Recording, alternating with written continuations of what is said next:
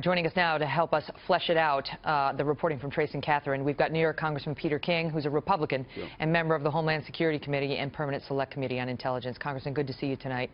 Thank you, Megan. A lot in that report, but let me just start with you broadly, because you're actually somebody who gets briefed on this kind of thing. What are we missing here as this unfolds? You know, just today, this man apprehended. What's your take on it? First of all, the police and the FBI did a great job. They pretty much had this narrowed down, I'd say, by late Sunday afternoon, Sunday evening. Again, terrific police work. I don't think it's over. I mean, listen, hopefully this is it. Hopefully he's the only one involved. But I do know that the police and the FBI, they are looking overseas to see if there's any overseas influence in this, any overseas involvement. Also, they are looking at if there's anybody else in this country involved. I mean, we don't know for certain that he's the only one. I mean, there were about 10 bombs were made altogether. He had to bring them back and forth in one day from New York to from Jersey to New York, the 2 stops in New York. Then he had the bombs back in Elizabeth. So this is it's not definite that he was operating by himself, that he was a lone wolf. So I can tell you that the investigation continues to see if there are any other people involved. Is there anyone still on the loose out there? Especially given what we are told is the size of his apartment above their chicken restaurant, which looks tiny, with one window and one window air conditioner. And the question is whether this man by himself in that apartment made all the bombs by himself with nobody else noticing. And managed to do this, you know, under the radar of anybody. But is there the possibility of a terror cell in New Jersey? Because authorities waved the news media off of that today.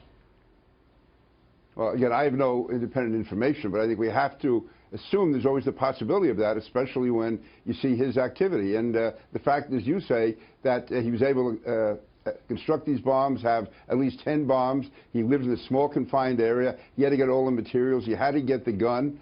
Who did he get that from? How did he get it? And it's hard to believe that no one had any idea what he was up to.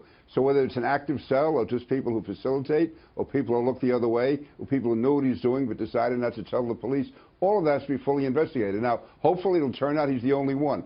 But you have to assume, for the purpose of an investigation, I believe there could be more out there. You know, when we talk about cracking down on immigration, it appears that the man who spotted him passed out in the vestibule in the bar was himself an immigrant. You know, it's a wide net. We got to be careful, do we not? Yeah, we do. I mean, we are a nation of immigrants. I'm a grandson of immigrants.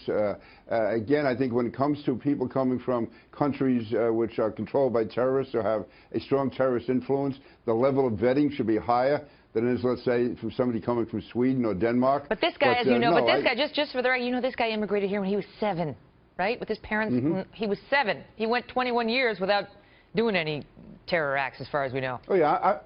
I'm just saying generally, as far as somebody coming from a terrorist country or a country where there's a strong terrorist influence, we have to be extremely careful on the vetting. Now, in this case, again, I think we have to look more into his family. What's the story with his brother? What's the story with his sister? What's the story with his mother and father?